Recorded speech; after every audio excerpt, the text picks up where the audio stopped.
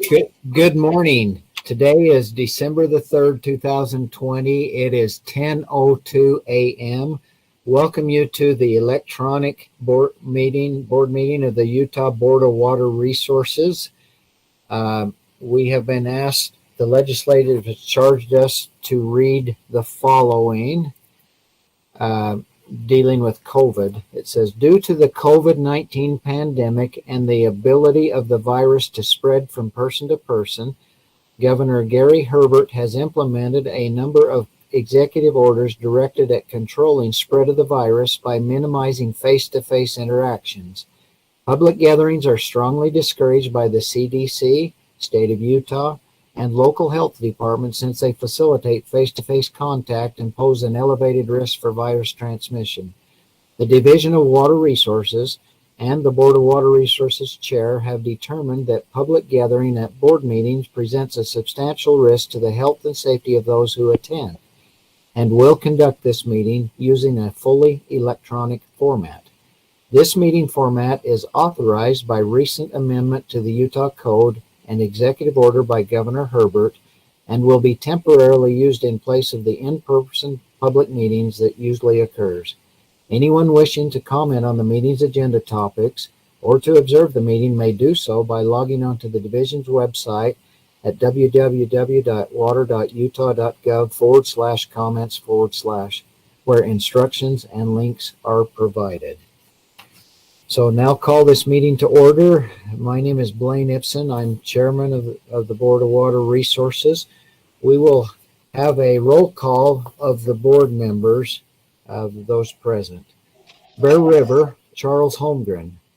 Mr. Chairman, I am present. Weber River, Kyle Stevens. Present. Salt Lake, Juliet Tannert. Present. Provo River, Wayne Anderson. Present. Green River, Randy Crozier. Present. Upper Colorado River, Norman Johnson. I'm here, Mr. Chairman. Lower Colorado River, James Lemon. Here. Okay, we have a full quorum present. Again, I'm Blaine Ibsen. I'm chair of the board right now. Director Adams, would you please identify staff and others who are present on this meeting? Thank you. I will just go down the list. Looks like we have 29 folks on the Google Meet call with staff and project sponsors, and we'll do a call out to those, and we welcome those others that are on YouTube that are out there. We have a 43529 number, which is Randy Crozier. We've got Ani Merrill, Ben Marett from staff, Candace Hoschnager, staff, Carmen McDonald, Eric Major. Eric, welcome. Who are you representing? Whiterocks Irrigation, and Tyson Murray should be joining me shortly too. Thank you, Eric and Tyson, when you get here. Jacqueline Pacheco, staff, Joel Williams, staff, Jordan Clayton with the NRCS, we'll give our snow survey. Kim Wells, staff, Lindsay Russell, Marisa Egbert, Randy Staker, Russell Hadley, Shalane DiBernardi, Todd Stonley, Tom Cox. Unknown is Jim Lemon. Of course, the West Cache Irrigation. Who is on from West Cache Irrigation?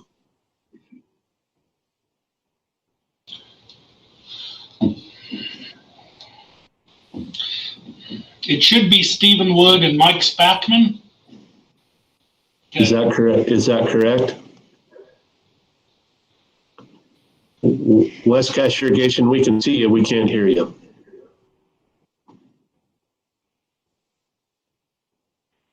Okay, that was a thumbs up. That works for now.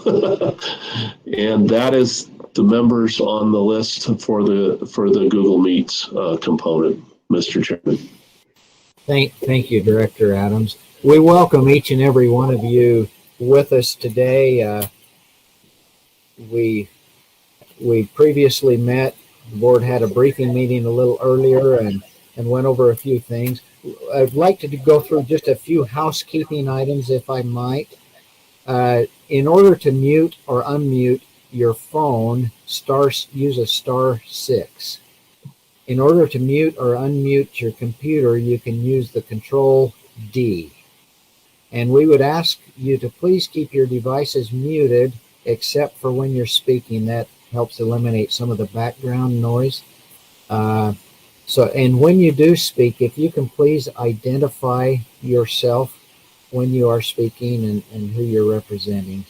So with that, with those general housekeeping guidelines, again, we welcome you. We will go into the agenda items. The first item on the agenda is the approval of the minutes of the last board meetings. Board members, you've had a chance to review these minutes. Do you have any questions, any comments, any discussion on the meetings from our last meetings, on the minutes from our last meetings? Okay, Randy Staker, were any public comments received on these minutes? No, there were no public comments. Okay, thank you, Randy. Okay, if there's no discussion, there were no public comments on the minutes. There's no discussions, we entertain a motion to approve the minutes. Mr. Chairman, this is Jim Lemon. I'd make that motion that we approve the minutes. Okay, we have a motion to approve the minutes. Do we have a second on the motion? Norman Johnson will second. Okay, we have a motion and a second to approve the minutes. Prior to taking a roll call vote on the minutes, is there any further clarification or discussion on the minutes that needs to take place? Sounds like not, so we will take a roll call vote on the motion to approve the minutes. Bear River, Charles Holmgren. Mr. Chairman, I vote aye. Weber River, Kyle Stevens. Aye. Salt Lake, Juliet Tennant. Aye. Provo River, Wayne Anderson. Aye. Green River, Randy Crozier. Aye. Upper Colorado River, Norman Johnson. Aye. Lower Colorado River, James Lemon. Aye. Okay, we've had a roll call vote. The voting has been unanimous in approving the minutes. Thank you. Okay, next item on our agenda, we're going to have a report from Jordan Clayton on the NRCS snow report, and I hope he has some good news for us today, because I haven't seen a whole lot of that white stuff down where I'm at yet anyway. So Jordan, we look forward to hearing some magic from you. Your predecessor always gave us some magic, so we're expecting great things, Jordan. I wish I had better magic for you right now. I'll have to conjure something up. Can you see my screen okay? Yes. Yes. Terrific. Okay, thank you again for the time to talk about our current water conditions in the state. Again, I wish I had better news. This is the water supply update. And again, my name is Jordan Clayton. I'm with the NRCS Snow Survey. I do have a little bit of good news. We do have some snow in the mountains. It's not what we want in terms of quantity, but it's a start. What's shown on the right side here are the current snow depth readings at all of our SNOWTEL sites in the state of Utah. And they're obviously colored by depth, where the highest amounts are pushing around 20 to 25 inches.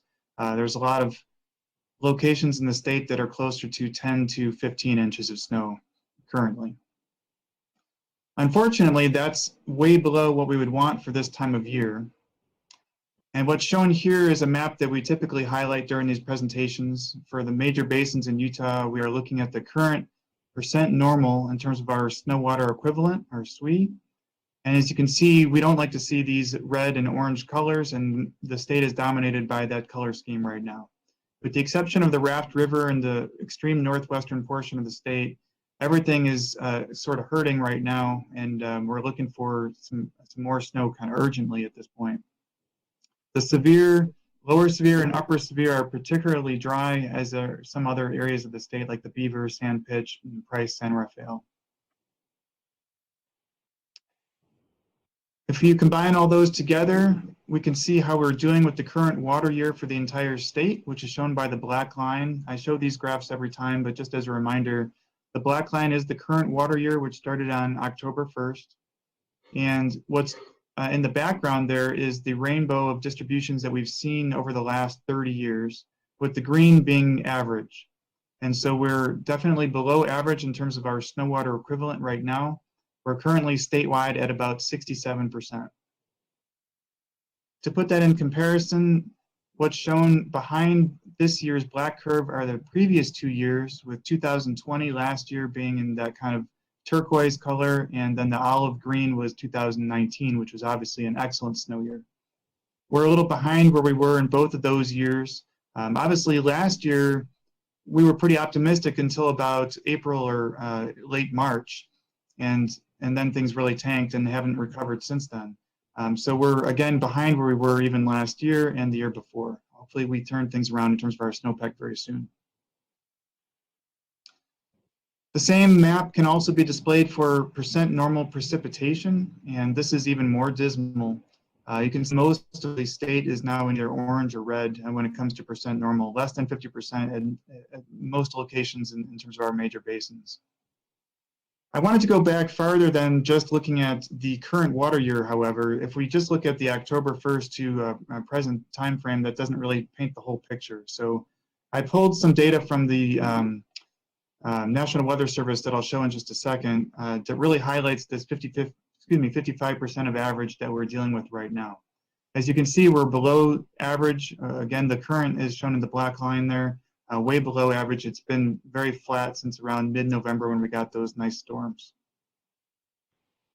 Here we are going back in time, and now this is looking at the last 365 days. So compared to this time last December, how much precipitation have we gotten in terms of a percent normal?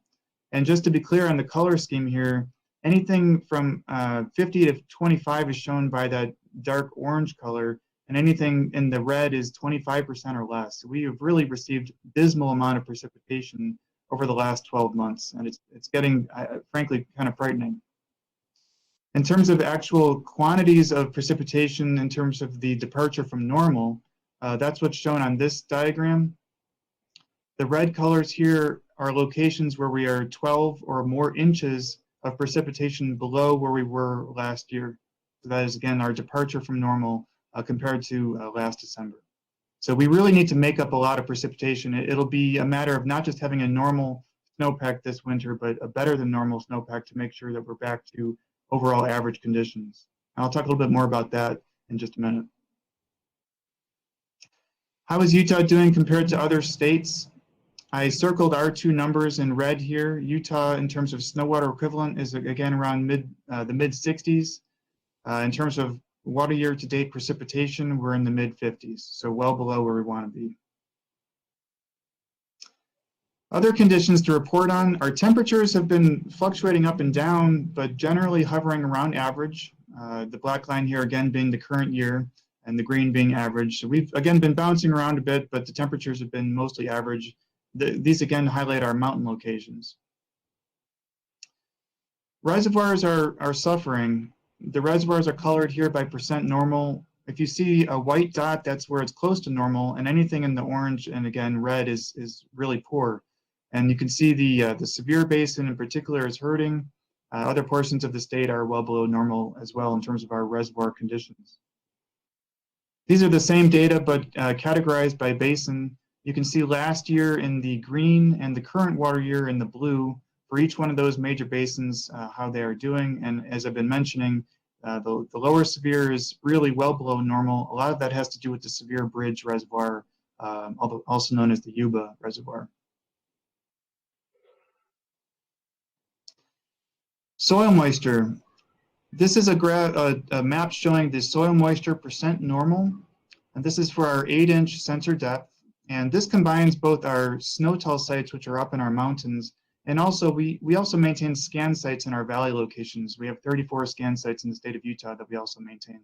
And this helps to provide a complete picture of how we're doing both in the mountains and the valleys in terms of soil moisture and some other climatological variables. And I wanted to highlight this because I'm sorry I'm painting such a negative picture here, but this is an important part of the story. The fact that we have such extremely dry soils is going to reduce the efficiency of our runoff in the spring. So we're going to lose a lot of that snowmelt runoff to our watersheds before we can start filling those reservoirs.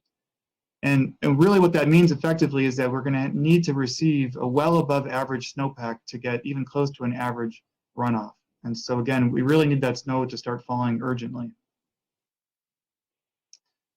This map was just released this morning. This was already bad and it got worse. The percentage of the state that's in the D4 category, which is exceptional drought, the worst category on the list, is now close to 70%. I think it was 68% as of this morning.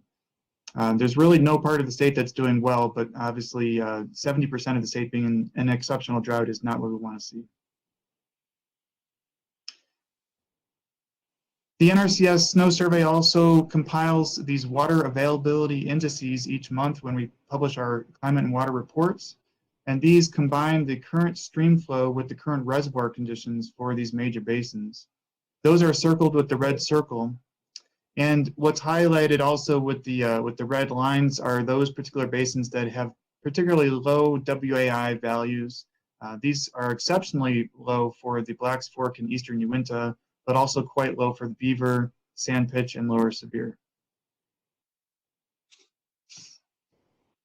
As I mentioned, we do publish these climate and water reports each month. We're currently working on this month's, or I should say the December 1st report, and I'm expecting it to be published later today, and I'll post it to our webpage, I should say, at that time. I also wanted to include a couple of comments about the outlook for this winter. This doesn't come from my agency, but at least we can comment on this and have some of this information for our discussion. This comes from NOAA, and this is looking at the time series of El Nino versus La Nina, the Oceanic Nino Index, otherwise referred to as ONI. And you can see we're dipping into a La Nina situation, which tends to favor northern Utah a little bit. It's really a stronger signal in the Pacific Northwest. And so we don't get as strong a signal from these ONI oscillations here in Utah, but we do tend to get a little bit of a favorable precipitation pattern for northern Utah when we get a La Nina pattern. And that's what's shown here in their predictions for the next 3 months. On the left side is precipitation with equal chance being above or below normal for northern Utah and likely below normal for southern Utah. And then temperatures on the right side likely above normal for the entire state. And that's where this information comes from. This is the drought outlook. This again comes out periodically. This one was published about a week and a half ago, and definitely not the color we want to see. The brown color refers to drought persists, and this is what the forecast is for the entire state of Utah. So I had to include this because this is how I feel about what's going on with our snowpack and our precipitation right now. Hopefully we can get some improvement in our snowpack. It's obviously urgently needed.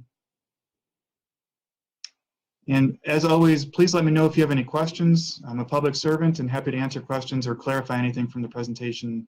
That's my job. Thank you very much. I wish I had better news. Thank you, Jordan.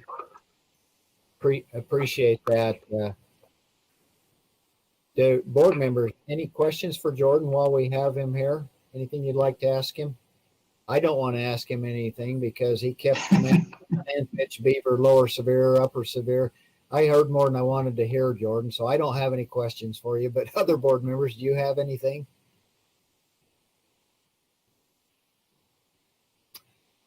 Well, Jordan, go get them. I hope you have lots of snow that you can get those snowcats out and go start measuring a wonderful snow depth at all your stations. I hope that soon happens.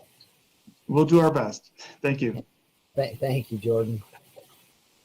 Okay, next item on our agenda that we'll move into is the committal of funds. We have one project in here. It's project RE433. It's for West Cache Irrigation Company. It's in Cache County. And so Russell Hadley of staff will give a presentation for that. After that, we will invite those who are on the phone conference, participating in our meeting, to identify themselves after Russell gives his presentation. So Russell, we'll go to that point if you can give a presentation on this committal of funds project, Russell. Thank you, Mr. Chairman, members of the board. Okay, the proposed project is located in Trenton Town in Cache County. The purpose of the project is to replace the Hanson and Azola lateral ditches with one 6,300-foot pressurized pipeline operated from a centralized pump station. After the project's completed, the Azola ditch will be abandoned and the pipeline will mostly be going in the Hanson ditch. Since the project was authorized, it was bid, and bids came in higher than expected, primarily due to higher labor and pipe costs. The applicant has also obtained a water optimization grant from the Utah Department of Agriculture and Food. Shalane, could you advance the slide? The authorized and proposed cost sharing are as follows. The board is being requested to fund $485,000 now, which is $78,000 higher than was authorized. The Water Smart grant will still be $350,000. The grant will be $125,000, and the sponsor share will now be $86,000, which is $15,000 higher than was authorized. Total project cost is $1,046,000. At authorization, staff recommended that the board provide 49.2% of the project cost, up to $407,000, and that the project be purchased at 0% interest over approximately 15 years with annual payments of $27,200. However, the applicant requested a longer repayment term, and the board authorized 49.2% of the project cost, up to $407,000, and the project be purchased at 0% interest over approximately 25 years with annual payments of $16,300.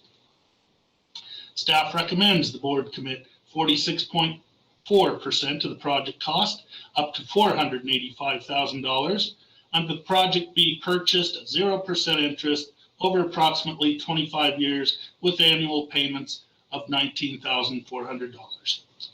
And that is staff support.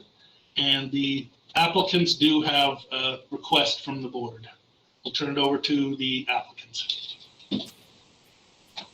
Okay, applicants from the West Cache Irrigation Company, could you please identify yourself by name, and then we would invite you to discuss your project, add to anything that Russell had, anything you'd like to add to that additional comments. So first off, if you could identify yourself, and then if you have any additional comments on the project, we would like to hear them.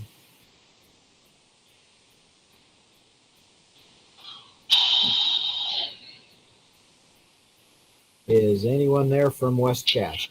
Yes, they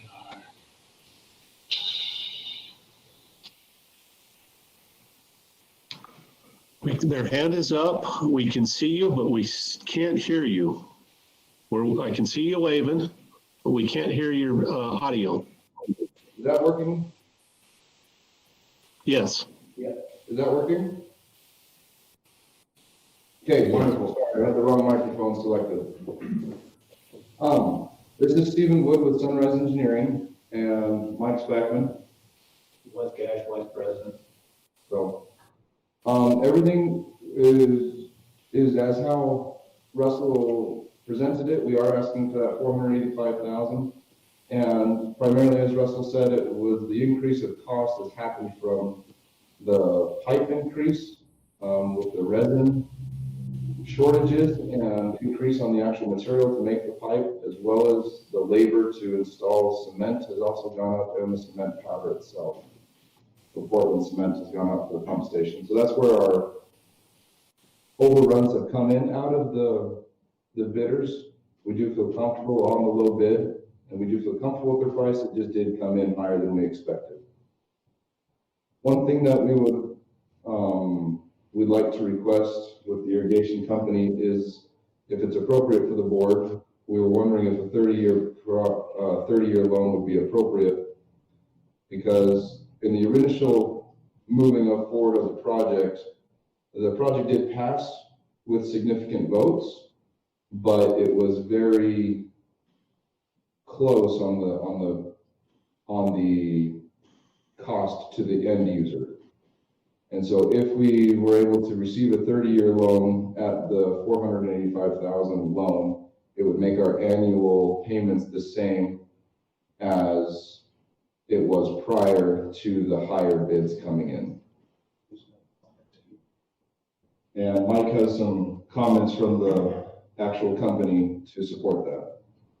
Okay, a couple things I'd like to add or help us beg for some leniency here. We are in a very cold area, for example, where Chairman Holmgren is. They probably have 2 weeks in spring, 2 weeks in fall without frost that we don't. And our growing season is very cold. We're limited here. And commodities have been down. For example, back in 2008, wheat had hit $12.82. Today, this last year, it's been below in the low 4s to the mid 5s, depending on the day and what's going on. Corn was $8.31. Milk was $2.16 a gallon in 1980. Last week, milk was selling for $1.79 a gallon, so it's a decrease by 11.25% in 2020. So we're having some really difficult times as far as what we're getting paid. An example I like to use is a bushel of wheat will make approximately 70 to 100 loaves of bread.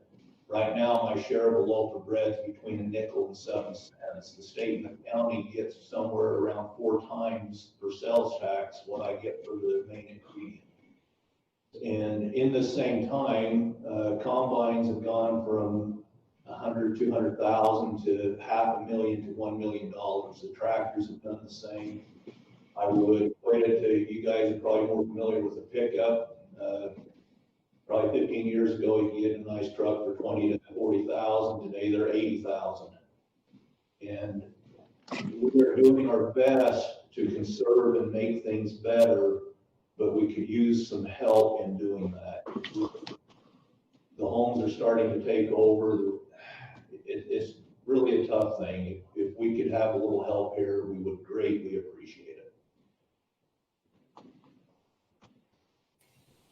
But that's what we had to, we would also, we're wondering, a couple board meetings ago, the board approved a COVID, we're not sure what you call it, a COVID release where we could delay the first payment a year. And if that would be appropriate for the board, we would also like to request that. At that point, I believe that's all we have to say. Oh, okay. Thank you very much. Okay, from the board, somebody needs to mute your mic. There's a lot of background. From the board members, do you have any questions that you would like to ask either Mike or Stephen?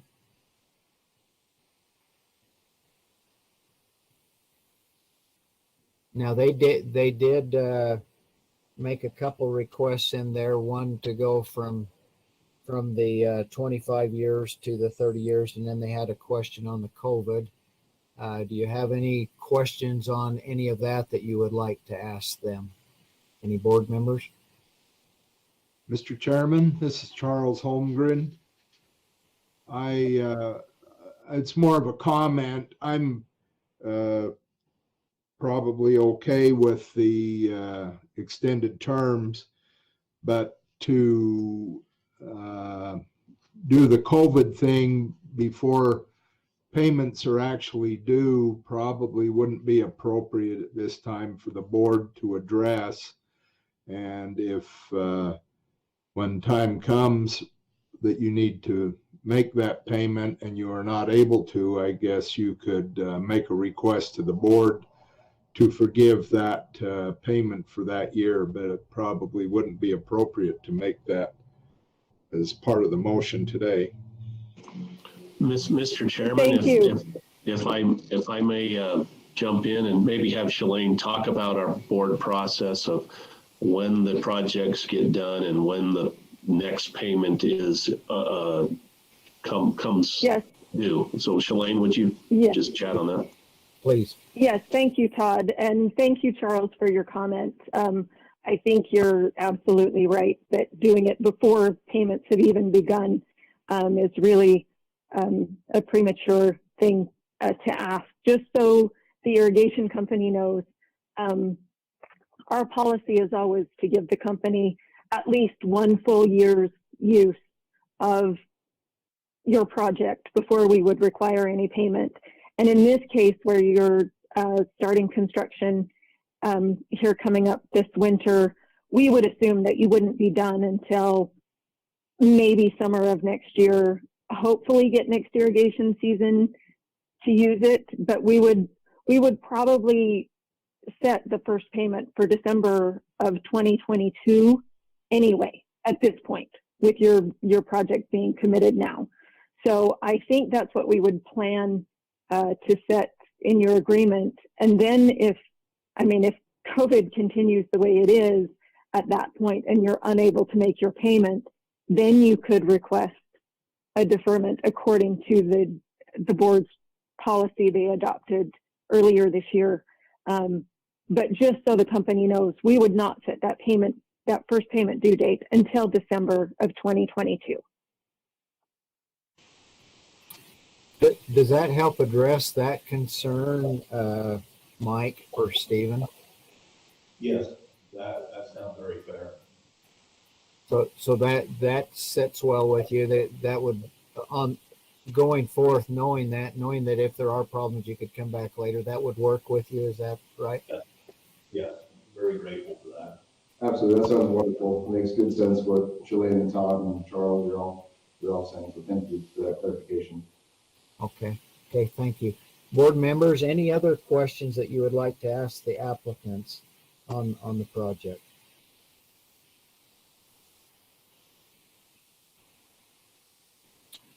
Okay, doesn't sound like there are any. Randy Staker, were any public comments received on this project?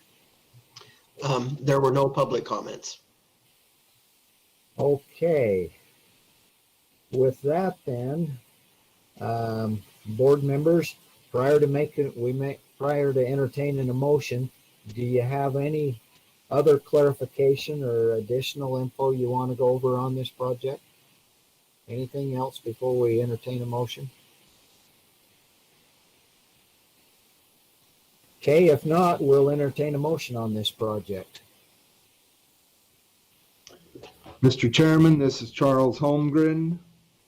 I will make a motion that the board commit 46.4% of the project cost up to $485,000, and that the project be purchased at 0% interest over 30 years with annual payments of approximately $16,200. That is my motion, Mr. Chair. Okay, we have a motion. Do we have a second? Mr. Chairman, Anderson, second. I'll second it.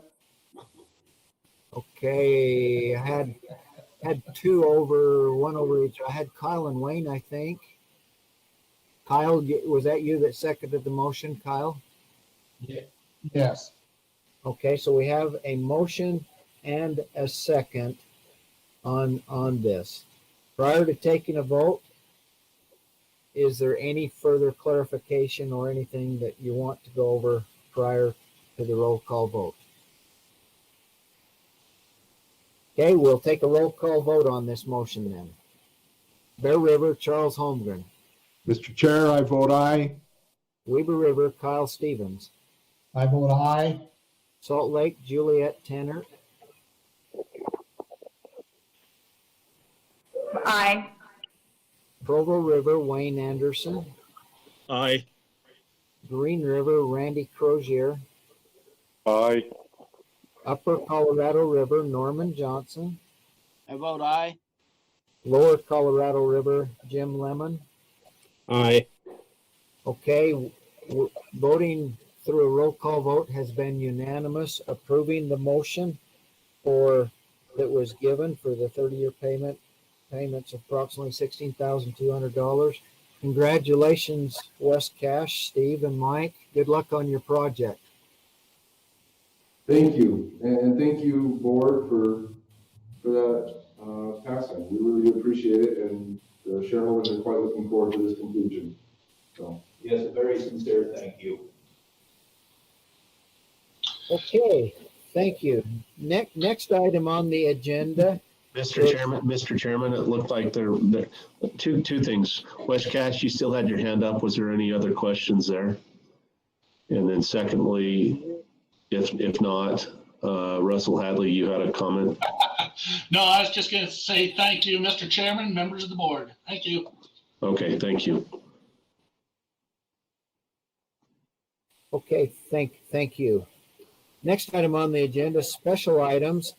It's project RC065, Whiterocks Irrigation Company, and they're here requesting additional funds. It's in Uintah County. From staff, Ben Marett is the project manager. Ben will give us a presentation on this project, after which we'll invite those who are here from Whiterocks to identify yourself and if you have anything additional. So, Ben. Good morning, everybody. Shalane, if you would advance to the next slide, please. The Whiterocks Irrigation Company came before the board back in August to get some money to install a filter drain on the Paradise Park Reservoir, which is located on the southern slope of the Uintah Mountains, north of Roosevelt, about 20 miles. This photo here, construction proceeded through the fall and is now complete. I have some photos here for you to look at from the construction. You can see here that white pipe jutting out of the dirt embankment there is part of the filter, the filter drain that was installed. The concrete structure you see there is the outlet structure. It was the existing outlet structure. The black pipeline you see there was replaced due to a sag that they discovered in the line after construction. Next slide, please. Here's a before and after.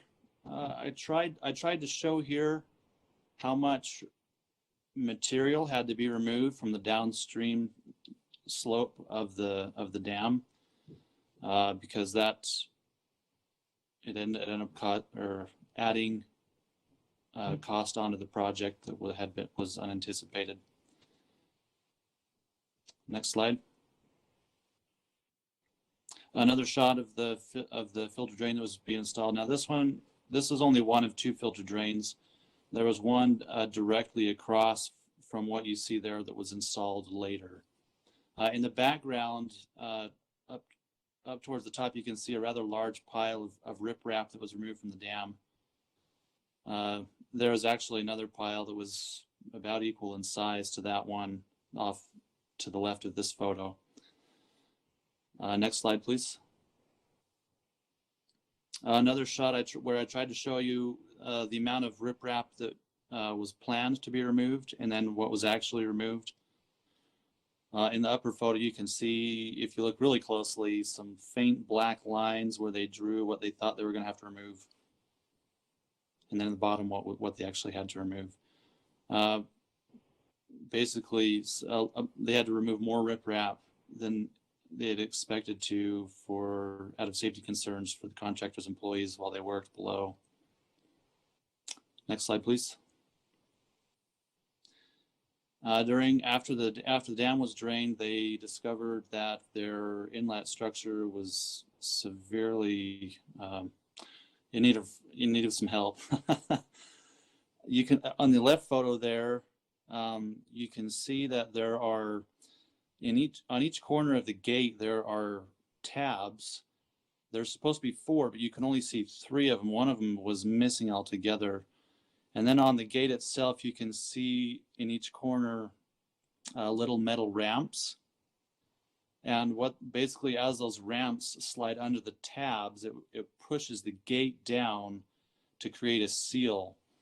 And because the 2 tabs on the bottom were worn seriously, and then the third little metal block up in the upper right corner was missing altogether. Basically, the gate wouldn't seal, or it was extremely difficult to get it in just the right spot so that it would seal. There's just a picture there of the gate open and closed. Next slide, please. And you can see here repairs that were made to the gate. There's some new angle iron installed, and then new tabs that are there to press the gate into a sealed position. Next slide.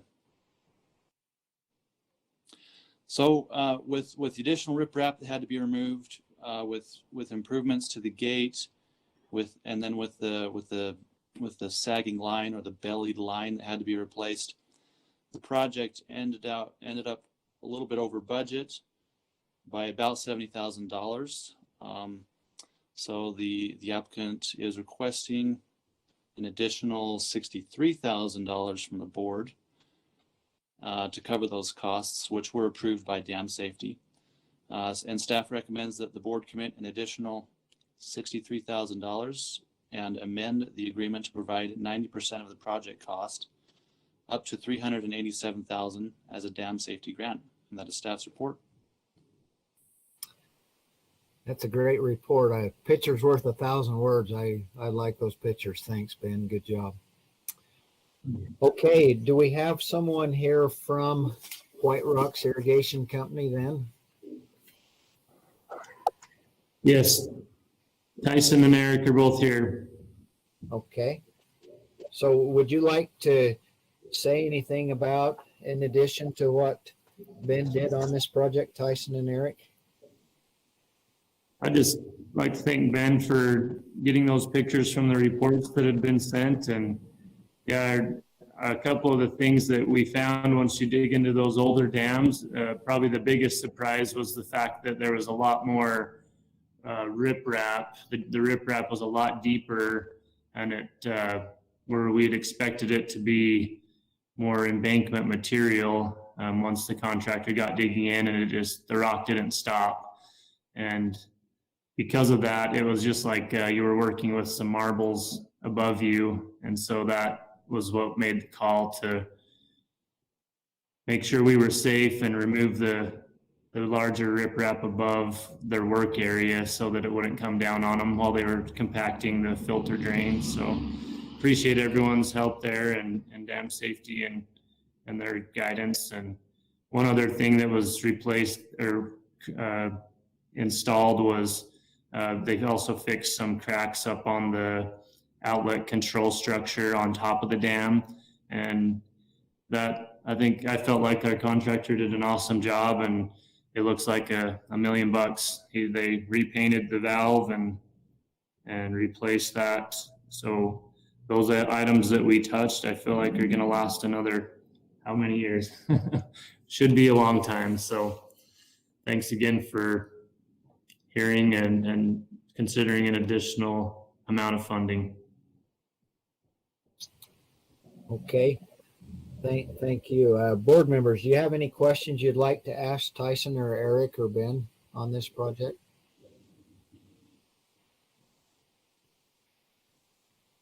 Okay, Randy Staker, did we receive any public comments on this? There were no public comments. Okay, thank you. Okay, prior to entertaining a motion on this, staff has made a recommendation for the board.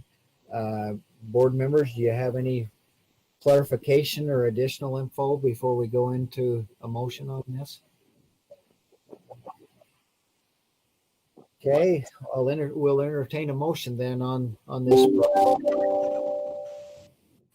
Mr. Chairman, this is Randy Crozier. Just one comment I'd like to make prior to a motion is that I appreciate this project, the engineer and the irrigation company and water resources and all of them, and dam safety worked well together and to put together and finish and make a good dam here. So we appreciate everybody's efforts. I move that the board commit an additional $63,000 and amend the agreement to provide 90% of the project cost up to $387,000 as a dam safety grant. Okay, thank you, Randy. We have a motion. Do we have a second? Mr. Chairman, this is Charles Holmgren. I'll make a second to the motion. Okay, we have a motion and a second to commit an additional $63,000 and amend the agreement, provide 90% of the project up to $387,000 of dam safety grant. Prior to taking a vote on the motion, any further questions, discussion from the board on this motion? Okay, we'll take a roll call vote then. Bear River, Charles Holmgren. Mr. Chairman, I vote aye. Weaver River, Kyle Stevens. I vote aye. Salt Lake, Juliet Tanner. Aye. Provo River, Wayne Anderson. Aye. Green River, Randy Crozier. Aye. Upper Colorado River, Norman Johnson. I vote aye. Lower Colorado River, Jim Lemon. Aye. Okay, we've had a roll call vote. We had a full quorum. The voting was unanimous approving this project. So congratulations, Tyson and Eric. And it looks like a great project. And especially now in these dry times, those reservoirs and dams are pretty important to us, aren't they? So appreciate your attendance today, and project is approved. Thank you. Okay, next item on our agenda, we will receive a planning report on some new developments with our M&I and ag water use data. Todd Stonley from the division will give us this report. Todd? Mr. Chairman, just before you do that, I believe you had a new application. Maybe I didn't hear that just right, but we have one new application. Yes, you're right. You're right. Thank you. We did receive one new application. It's RE 444. It's for Willow Creek Irrigation Company. It's in Sanptet County. It's in between Gunnison and Salina, over in that area, Mayfield.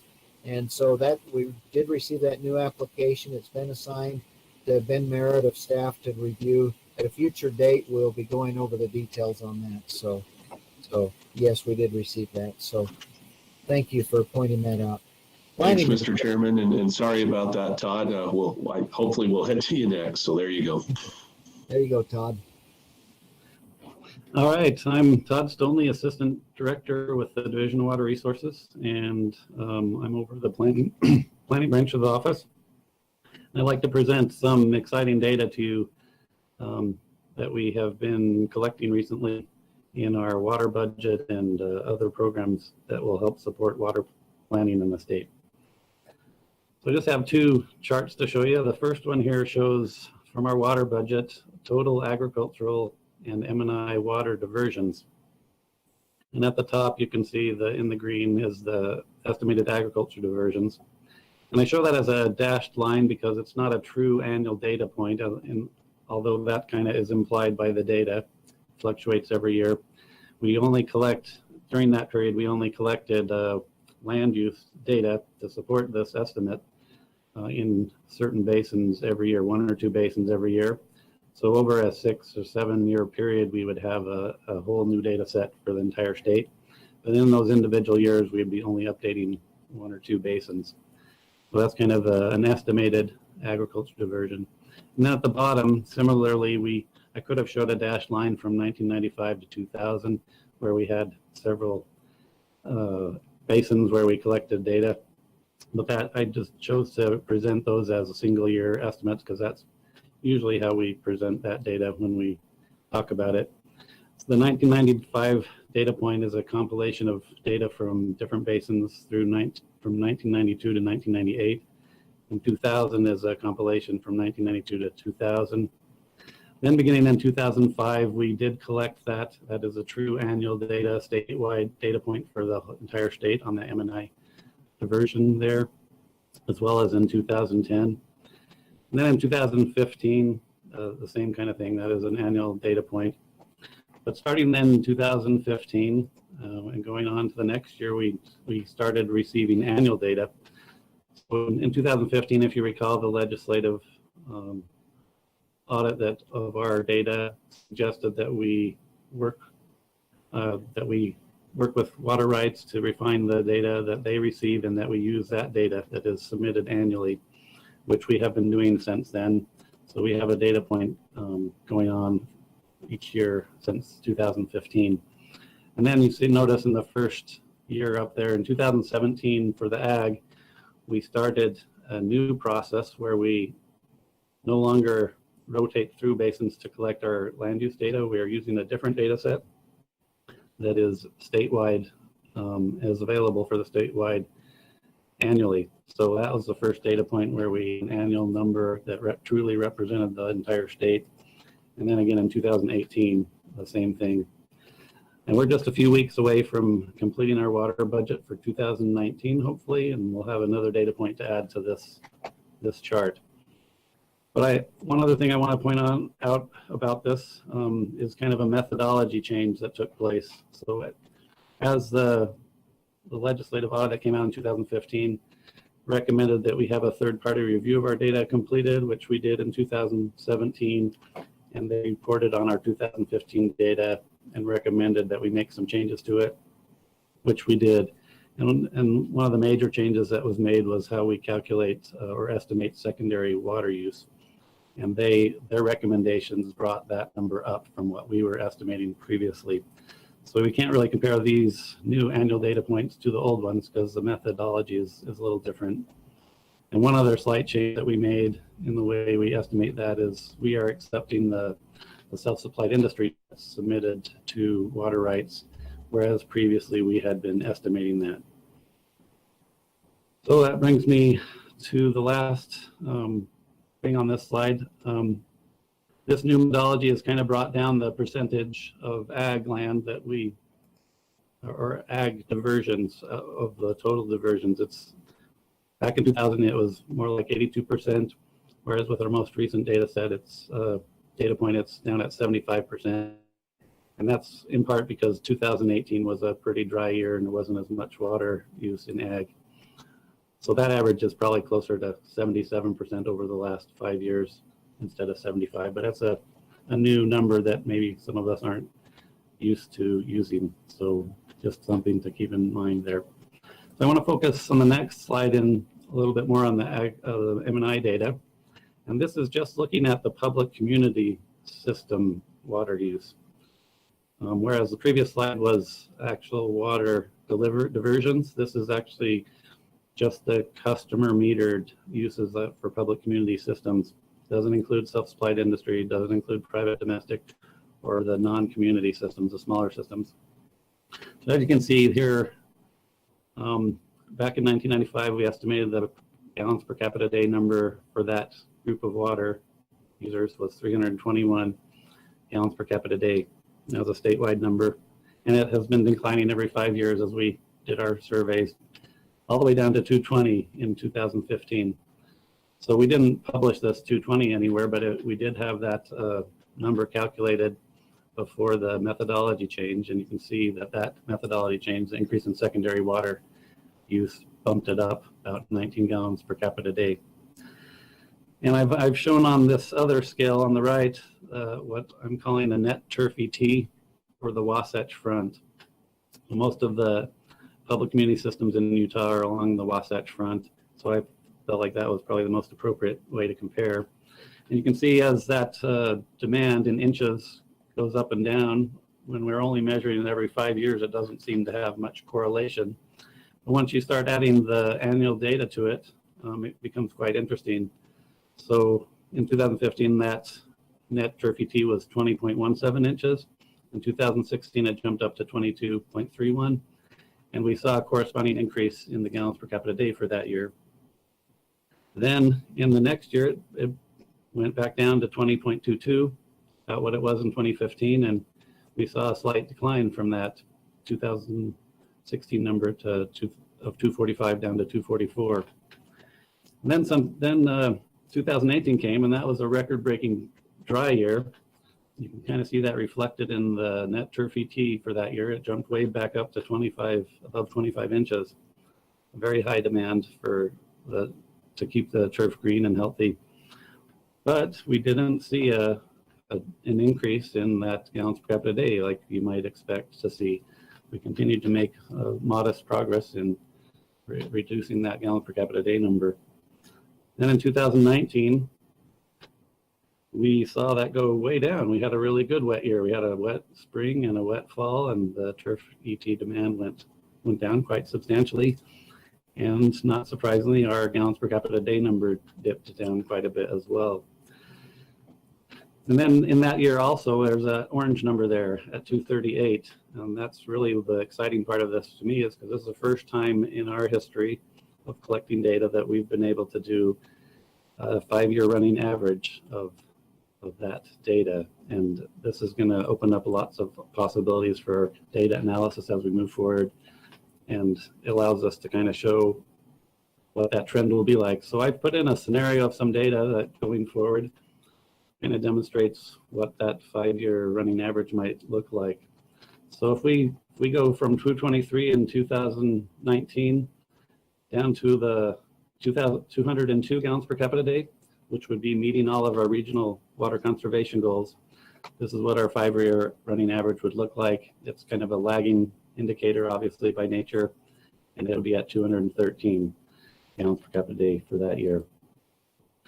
And one last comment, since we did change our methodology, obviously we're not comparing new method with the old data, but I thought it would be good to have a comparison here of where we were, the methodology that we were using previously, and the great possibilities that are opened up to us with the new annual data. I'm super excited about this because our state water plans and basin plans, which we want to do on a more frequent cycle, will be greatly supported by this annual data. And then I'll entertain any questions if there are any from the board. Mr. Chairman, let me jump in real quick. Todd, go back one slide. Just want to make sure that it's clear. We are not projecting the blue line as Todd shows on there. This is just arbitrary numbers put in, getting down to an end result, hitting the goal. So we're not predicting in 2027 that it's gone up to whatever that number is or vice versa. This is just arbitrary numbers put in to show the trend to get to meeting the goal. Thank you. That's good clarification. Appreciate that. Board member. And maybe one other thing, and maybe, oh, sorry, maybe one other thing is just remember this is the net turf ET for the Wasatch Front. If we were to have an average statewide or include St. George, it will be much higher, but we would guess that it would be on the similar type of relationship going up and down, whatever, because it'll be 10 to 12 inches on most of the time higher. So anyway, just a clarification. Todd, sorry about that, but you know, I appreciate those clarifications. And in fact, I forgot to mention one thing. We can do this. This is a statewide analysis. We could do this analysis for any region or area that we choose, any basin, any county, or even an individual community. So it's kind of neat to have this kind of data that we can analyze a little more closely. And I do expect this 2020 number on the net turf ET to go back up, maybe not to 25, but 22, 23 perhaps. So that first one is probably in the realm of possibility. It's likely to go back up. I don't think it'll continue to go down such dramatically this year.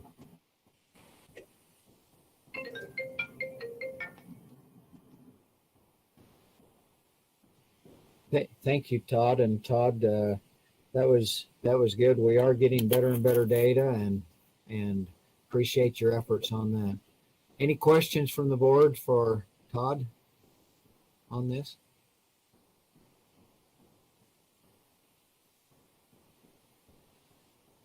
Okay, Todd, thank you very much. Appreciate that. You're welcome. Next item on our agenda is the Lake Powell. Oh, well, before I jump to that, Randy Staker, I'm going to ask you on the planning report component that was on the agenda. Did we receive any public comments on that? No, there were no public comments. Okay, thank you, Randy. Mm-hmm. Okay, let's move on to the Lake Powell pipeline report now. Joel Williams is going to give us this report. Thank you, Mr. Chairman, members of the board. The Lake Powell pipeline, as we discussed last time, the comment period ended back in September for the draft environmental impact statement. over 14,000 comments were received, and in working with Reclamation and discussing how to best address those, it was determined that an extension on this process would be best to be able to handle and address these comments and changes, and that we submitted a request for that extension. We've been working with Reclamation to develop what the new schedule will look like and how long that will take. As was mentioned previously, we're thinking 18 or 19 month extension would probably be sufficient to handle the changes, as well as then a new release of the draft environmental impact statement and a new comment period. So we were working on that to finalize an updated schedule and timeline. The work is continuing, working with the federal agencies. One of those items is kind of the right-of-way development and coordinating with Arizona and Utah state lands and starting those discussions with them about needed right-of-way. We've submitted right-of-way applications with National Park Service and Bureau of Land Management for lands that will be crossed. And we've also been working with the Army Corps of Engineers.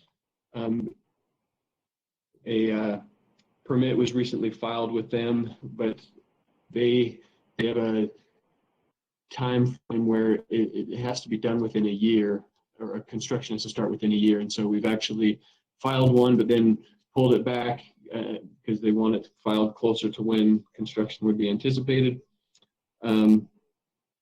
We have been waiting for a decision from the state engineer on the water rights change application. A hearing was held in November or in October, and we are anticipating at some point a decision from the state engineer on that application, and we'll let the board know when we receive that decision.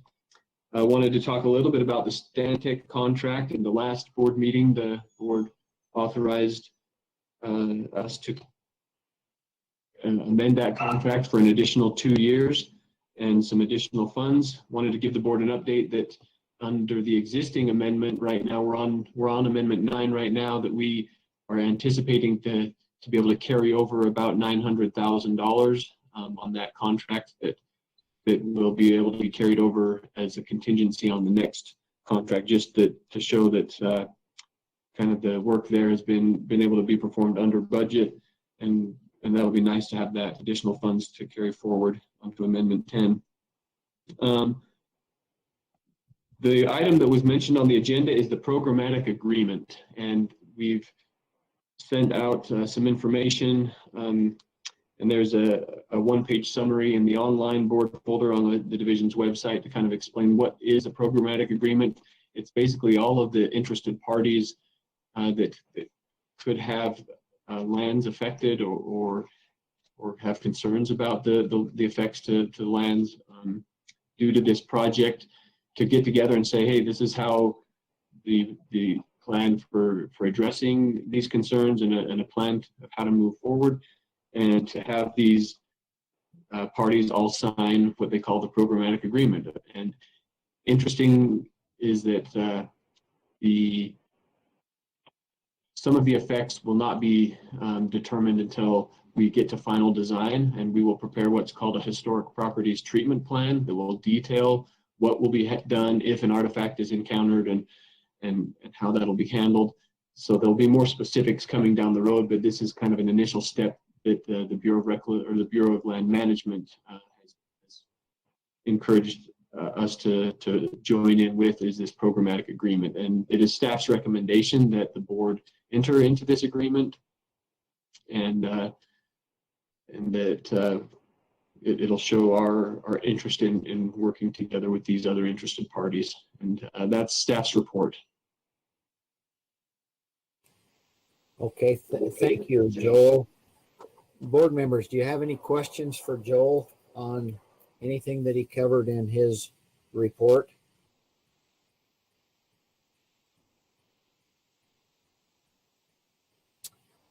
Randy Staker, were any public comments received on this agenda item? There were no public comments. Okay, no public comments. Okay, the board, Joel has asked the board to consider entertaining a motion that would authorize us to sign the programmatic agreement for the Lake Powell Pipeline project. Board members, do you have any discussion on this request that Joel made?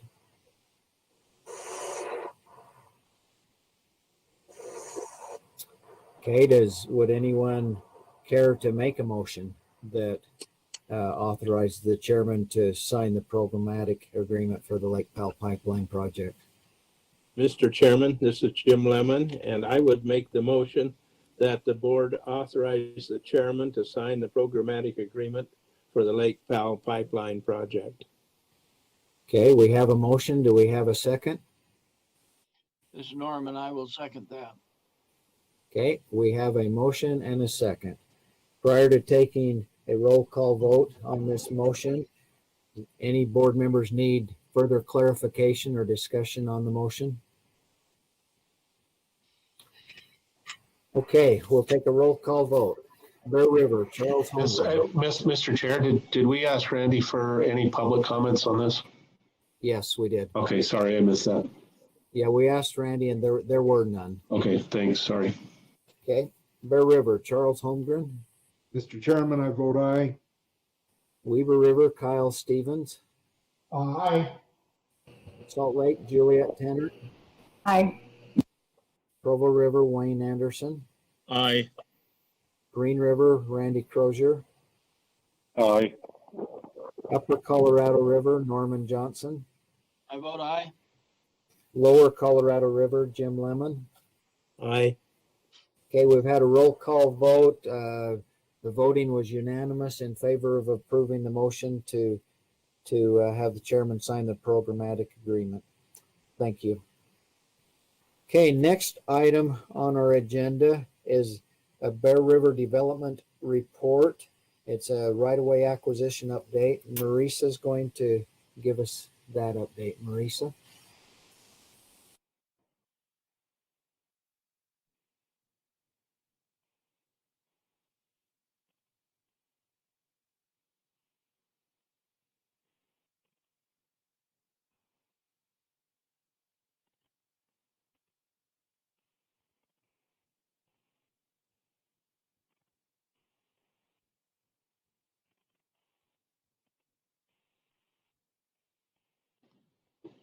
Marisa, we can't hear you.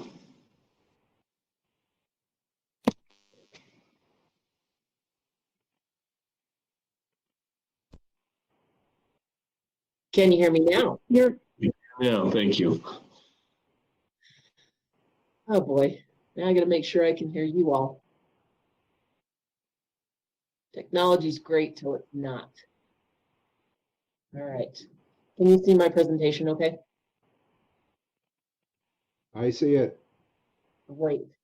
This is gonna be short and sweet because I just took a minute and a half to get ready.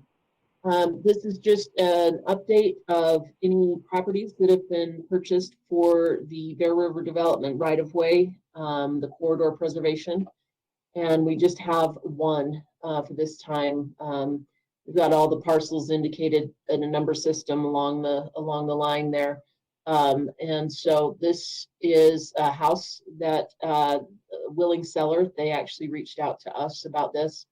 And they are also leasing back, I think for at least a year. So the lease back is good because that is they're vested owners that want to take care of the property, and we of course will work with them and keep track of things. But yeah, so it keeps us from having to do the maintenance and all that at this time. So that is my report. I don't know if you have any questions. Okay, any questions for Marisa on this? Now, Marisa, this is coming out part of the $5 million that the legislature appropriated for this, isn't it? Correct. Well, the $5 million that the board committed.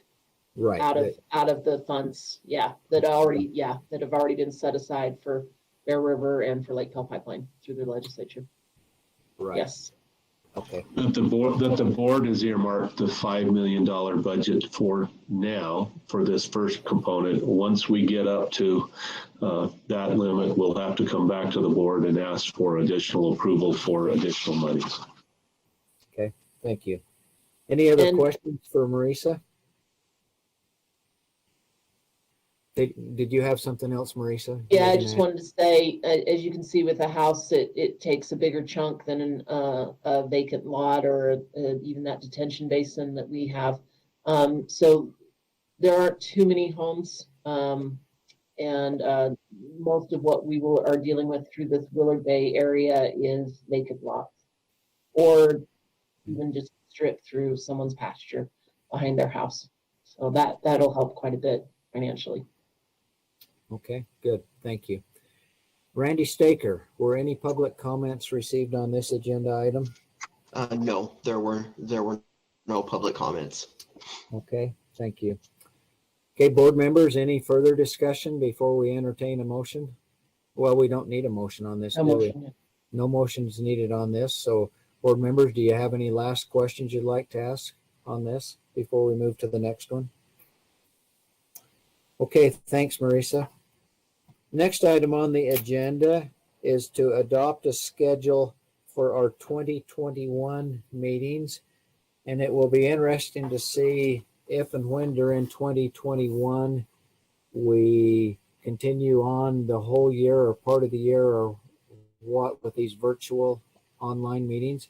It will be interesting to see what the next year brings. But the proposed meeting dates for 2021 are on January 28th, March 17th, May 5th, June 17th, August 5th, September 16th, October 28th, and December 9th. And those are just the dates, not necessarily the times. The times would be determined later, but those are the proposed dates. Randy Staker, were there any public comments on those? No, there were no public comments. Thank you, Randy. Board members, any discussion that you want to have on those proposed dates? Any clarification? If not, I will entertain a motion to adopt that schedule for our 2021 meetings. Mr. Chairman, this is Jim Lemon. I would make the motion that we adopt the schedule as stated for the 2021 meetings. Okay, we have a motion. Do we have a second? I will second that. This is Norman. Okay, we have a motion and a second. Prior to taking a roll call vote, is there any clarification on the motion that the board would like to discuss? Okay, let's have a roll call vote. Bear River, Charles Holmgren. Mr. Chairman, I vote aye. Weber River, Kyle Stevens. Aye. Salt Lake, Juliet Tennant. Aye. Over River, Wayne Anderson. Aye. Green River, Randy Crozier. Aye. Upper Colorado River, Norman Johnson. I vote aye. Lower Colorado River, Jim Lemon. Aye. Okay, the voting was unanimous, approving the motion. So that schedule has been adopted for our 2021 meetings. Thank you. Next item on our agenda will be our director's report. So Director Adams, I hope the news you bring us is more upbeat than what we received earlier from Jordan. Man, 2020 has been an awesome year. Let me talk about a few things and then we'll kind of talk a little bit more about that. But several processes that we're starting in and we've been involved in is the state water plan process, as you're aware. We've talked a little bit about that in past board meetings. We've talked a little bit about it, but staff has been working men and women work on getting this next version of the state water plan out. We had a draft prepared. We went through one final review with the department. They had lots of questions. We're reformulating some of the chapters and hoping to get that out. And I'd like to say it was yesterday, today, or tomorrow, but we're working through that. I hope it's going to be as soon as possible, depending on how we come out through that. So we'll continue to work on that and get that to you as quick as we can for your review. We are working with some legislation that passed last year on developing watershed councils. We have submitted an RFP or put a request for proposals out. We've received those proposals and are evaluating those later this afternoon on where we will go for a facilitator and helping get that process set up and get going. So just as kind of a status on that. As you remember at the last meeting, we had received and had worked on the Lake Powell pipeline and received comments from Upper Basin and Lower Basin states. We are working through those issues. We've developed a technical and legal team that Marty Bushman is leading and Scott McGettigan is involved in. They are still trying to finalize the issues to work on. They've spelled them out pretty well. They're just trying to get them down in draft, and as soon as they get those drafted and agreed upon by the other states, legal teams and technical folks, they will put a schedule together. We're hoping that this schedule will be, late spring, early summer. We'll get through that in the dialogue and the processes of working on there. Any questions on any of those three items before I move into a couple other things? All right, not seeing any. As you said, Mr. Chairman, well, Utah Water Users Workshop is still trying to be determined whether it'll be doing a day and a half, 2-day thing, an hour or 2 hour, whatever it is going to be in the spring. I noticed during the break between the board meeting and the briefing meeting, there was a couple emails out. I haven't read them yet of where we'll go and what'll happen. So we'll let you know on how we'll schedule that in and around our board meetings and what have you, and get you to whatever the potential meeting will be in light of COVID and what have you. I'm hoping that we'll get to see each other in person in our adopted schedule of meetings. One thing to maybe note, assuming COVID protocols are better than they are now, we're going to try to do a tour in the southeastern Utah in the August date. We'll just see where things are going. Fingers crossed continually. So it's been almost 1 year since I was appointed director of the Division of Water Resources. It's been a crazy, crazy year. And I don't know if that's why it's been so crazy, is because I was appointed, or if it's just because of COVID and everything else, or the water supply. We're continuing to work on lots and lots of things. We have awesome staff, and I can't tell them how much I appreciate each one of them. I will say I love working side by side, but that's not really happening. It's screen by screen and phone by phone and whatever else is happening, and I appreciate all that they do. I appreciate you and your willingness to serve on the Board of Water Resources, citizens of the state of Utah. Thank you so much for your service. As I mentioned, and I might have misstated a little bit in our briefing meeting, there are 4 members that are up for board members that are up for reappointment or the end of their first term. 3 of those members we are proceeding with trying to re-up. The 4th member has been through 2 terms.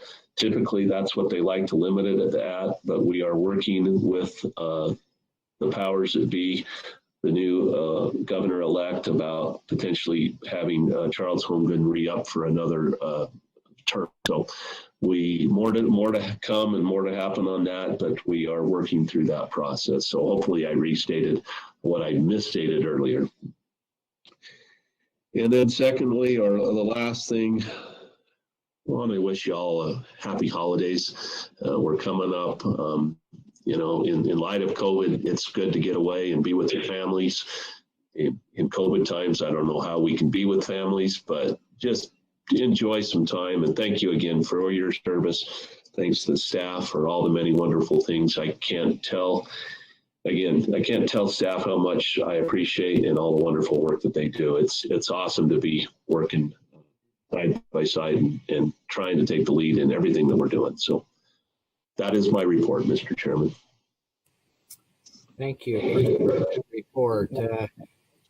Randy Staker, did we have any public comments on this agenda item?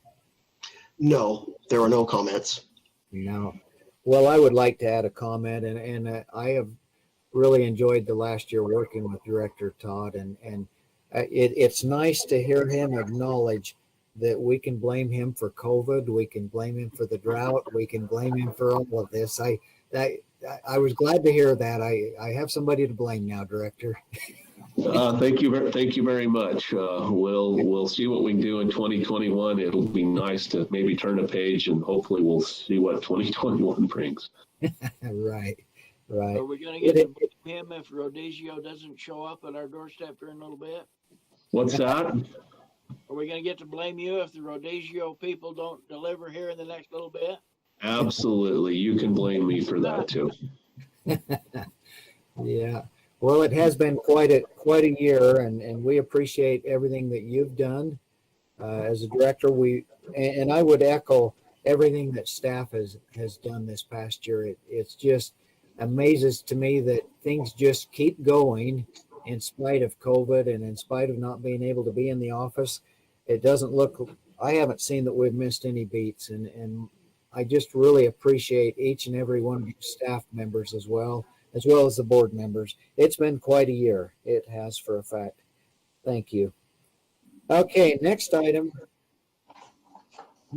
on our agenda. Each year in our December meeting, we elect the Board of Water Resources officers, and it has been my pleasure to serve as the chair for this past year. It's been a different year. It's been a rewarding year for me. It's different in a lot of ways, but I have enjoyed the past year in that. But with that being said, it's now time to make nomination for the chair and vice chair for the board for next year. And I think let's just do those one at a time. Start with the chair. Mr. Chairman, this is Kyle Stevens. Before I make a motion, I'd just like to make a couple of comments. First of all, I've reviewed the statute relative to the election of a chairman for the board. In Utah Code 73-10-3, it states, the board shall elect a chairman, one or more vice chairmen who shall be members of the board and shall establish its own rules of organization and procedures. And then it talks about 2 or 3 other items in that particular section, but it is silent as to the length or term of service that a chairman serves. And this year, as you mentioned, has been a rather unique year. It's been challenging in a number of ways, and I would just, my opinion, that you've done a commendable job relative to conducting these virtual meetings. And you seem to be have the wherewithal and the accommodation there to be able to conduct them in an efficient manner. So with that, I would make a motion. Well, let me make one other comment. I know in the past it's been kind of the practice of the board to rotate chairmanship every year or 2 years, but where the statute is silent as to the length of term of service and such, would be I would make the motion that we nominate Blaine Ibsen to be chairman of the Utah Board of Water Resources for calendar year 2021. And that would be my motion. Okay, thank you. Okay, we have a motion. Do we have a second? I second the motion. Okay, we have a motion and a second. Prior to taking a vote on the motion, any discussion on the motion, any clarification? And I will add that that if someone else wants to be the chair this year, I would second that motion as well. But in the event that you want to continue on and vote on having me do it another year, I would be willing to serve in that capacity one more year. But I would not be the least bit offended if someone wants to, it's the board's decision, wants to go a different direction. I would be personally very relieved and supportive of that as well. So that's my input. Is there any further clarification or discussion anybody has on this? Mr. Chairman, I'll just make one further motion, and that would be, would move to cease nominations. I think we're following proper rules of order. Cease to close the nominations and elect Blaine Empson as chairman by acclamation. Okay, we have a second on that. Mr. Chairman, I would second that. Okay. Okay, well, let's take a vote on that then. Roll call vote. Bear River, Charles Holmgren. Mr. Chairman, I vote aye. Weaver River, Kyle Stevens. Aye. Salt Lake, Juliet Tenner. Aye. Provo River, Wayne Anderson. Aye. Green River, Randy Crozier. Aye. Upper Colorado River, Norman Johnson. I vote aye, and thank you very much, Blaine. Lower River, Colorado River, Jim Lemon. Aye. Okay, voting's been unanimous. The motion passes. I will be chair for the calendar year.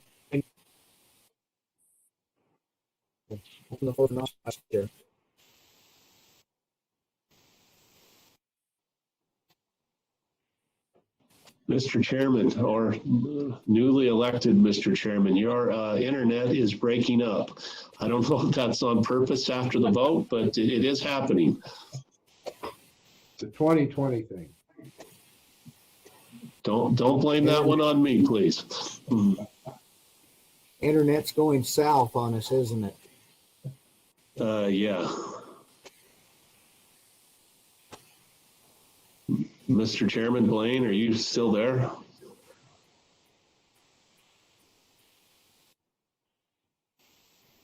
We got your video back, Mr. Chairman. Are you there? Okay. Can you hear me now? You can, yep.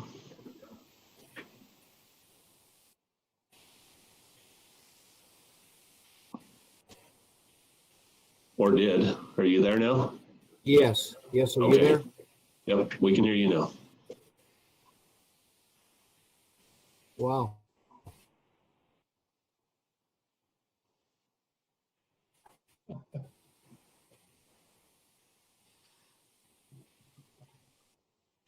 Blaine, we can call you back into the meeting on your phone if you'd like. Maybe we can only get a picture or sound and not both.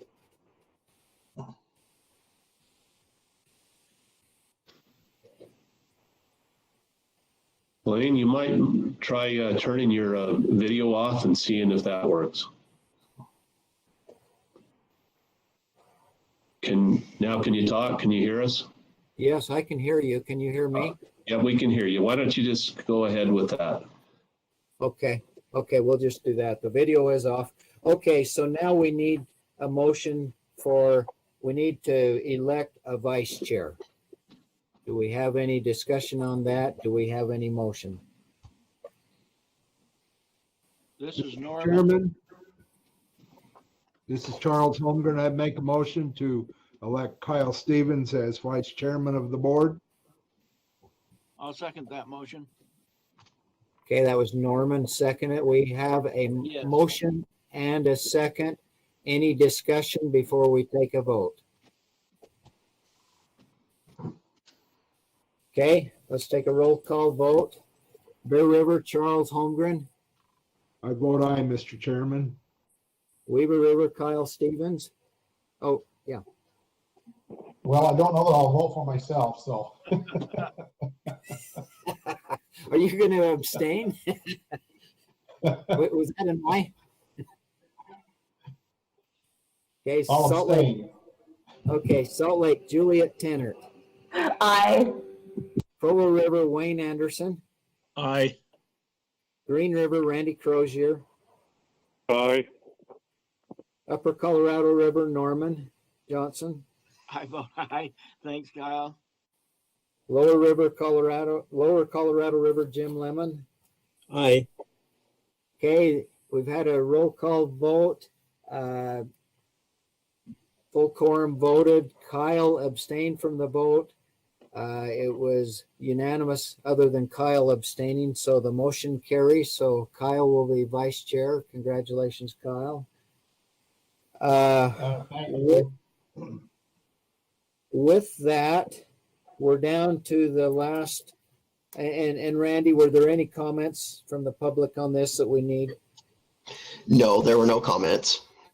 Okay. We're down to the last item on the board agenda for today, the adjournment. Other than, again, thank you, board members. Thank you, staff members, for all that you do. And I echo what Director Adams, I wish you a good holiday season. And I hope you're able to spend some quality time with those that you love and create some good memories this year. And let's go out on 2020 on a real high note. I appreciate each and every one of you and all that you do. So with that, does anybody, before we have a motion to adjourn, is there any last items anybody would like to go over? If not, entertain a motion to adjourn this meeting. Mr. Chairman, I'd make that motion. This is Jim Lemon. Okay, who made that motion? Norman made the motion to adjourn the meeting. Do we have a second? I will second it, Jim Lemon. Jim made a motion to second. Bear River, Charles Holmgren. Mr. Chairman, I vote aye and want to thank the division for this lovely blue shirt I received. Okay, Charles votes aye. Weber River, Kyle Stephen. Aye. Okay. Salt Lake, Juliet Tennert. Aye. Thank you. Happy holidays, everyone. Okay. Provo River, Wayne Anderson. Merry Christmas, everyone. Aye. Okay. Green River, Randy Crozier. Merry Christmas as well, and aye. Yep. Upper Colorado River, Norm Johnson. From the old dog in the pack, all of you stay healthy, and I vote aye. And from the Lower Colorado River, Jim Lemon. As the same age as the old dog in the pack, I vote aye and say Merry Christmas. Merry Christmas, one and all, and meeting is adjourned. Thank you. Thanks, Blaine.